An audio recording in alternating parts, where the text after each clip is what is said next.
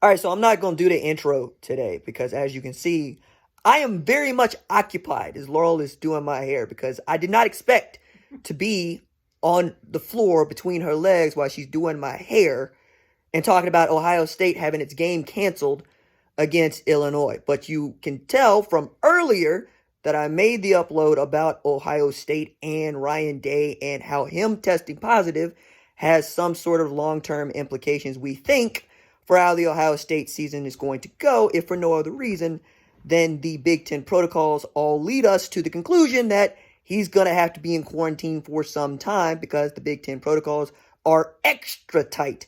And we're now seeing how this is all going to function, which is to say it's probably not gonna.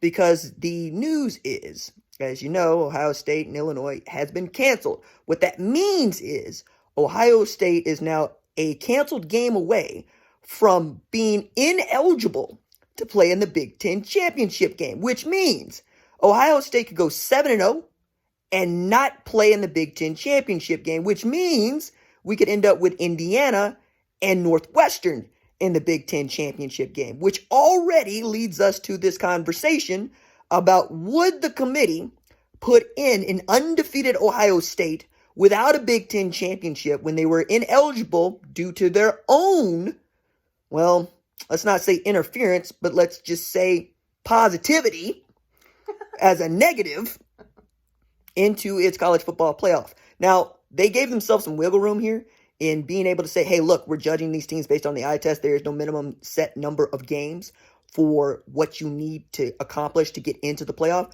So like an undefeated Oregon could make it into the playoff. But if you're watching Oregon versus Oregon State in what used to be called the Civil War, you'll know that Oregon ain't really that good. And as my man Jeff Schwartz has pointed out, it's also one of the youngest teams in all of football. And they'll be good. They just won't be good this year. Kind of like the Pac-12. And that's what's bearing out here. So we're having this conversation now about where Ohio State should be ranked, in large part because of how Notre Dame played against North Carolina. Because that game was interesting up until the end. It's basically a one-score game for most of the season. And the way that we talk about Ohio State's defense, in particular its secondary, is how we should probably be talking about Notre Dame's offense. You also need to take into account that that's a UNC team that got 53 put up on it by Wake Forest, which is another way of saying the Notre Dame offense is really just not that good. They're good enough to beat Clemson, which is another discussion altogether, because we know Trevor Lawrence did not play in that game.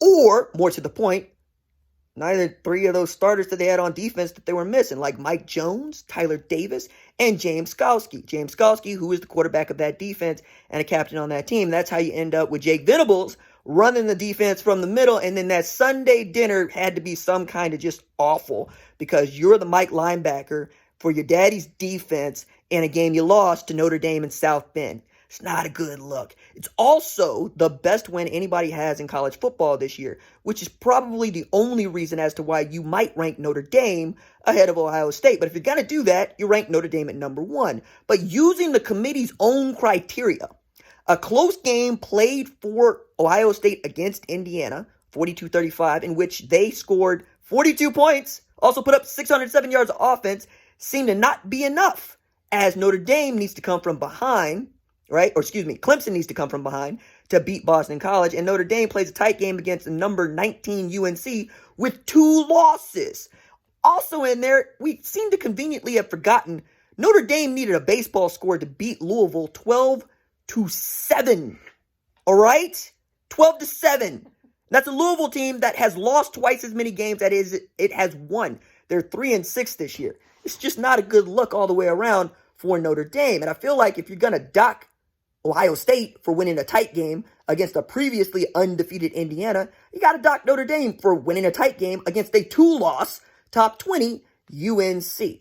Now, back to Ohio State and how this is all going to work out, which is to say that I don't know that it is. Because the rate of the spread, and I don't mean Urban Meyer's power spread, has been only rising. Coronavirus cases continue to go through the roof. I don't see that coming down. I also see it is nationwide. And now that we know that Ohio State is not impenetrable, and we know that the kids aren't necessarily going to be safer on campuses than they would be anywhere else, we're all just trying to see this thing through and ride this thing through.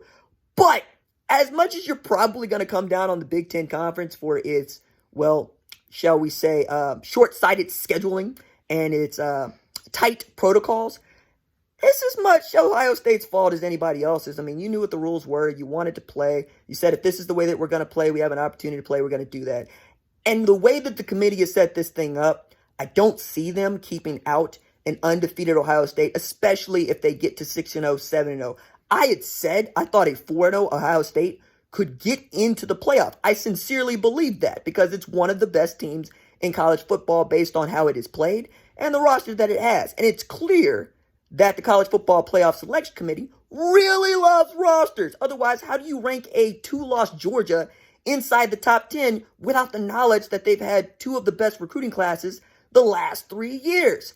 Even as Kirby Smart seems dead set on not actually playing his best quarterback until we have quite literally flogged him to death about it. Then he puts that guy in there and he throws 400 yards against Mississippi State. Also, did you know that Kirby Smart once had Justin Fields on the roster and had him an opportunity to play him and chose to continue to play Jake Fromm instead? Yeah, I'm not going to forget that either. But I wanted to bring that up because all this seems to be in play in this truly wild college football season, and it's only going to get wilder because while you don't necessarily think Ohio State's going to lose to an Illinois, it's the reason why we're seeing LSU and Alabama's back on the slate next week because you can't prove that they're not going to lose to Illinois. And if anybody wants to see that game on the schedule, it's got to be in Indiana, the same way that Texas A&M wants to see LSU on Alabama's schedule because they know that the only loss they have is to that team that's in front of them. And any opportunity they can have to get that team off of the number one spot, they're going to take, even if that means that LSU needs to go and beat ampersand U and perhaps Illinois goes and beats Ohio State. But that's what it is right now. And because college football has been so far behind and actually wanting to make its oligarchy something more like democratic and put it in a real playoff, we're all just here arguing about it while I'm supposed to be getting my hair done and watching the 40-year-old version with my girl because that's what we do on, nice that we get to do this stuff. But here I am talking to y'all because Ohio State tested positive for the virus. Babe, you wanna give them the deuces? All right, deuces.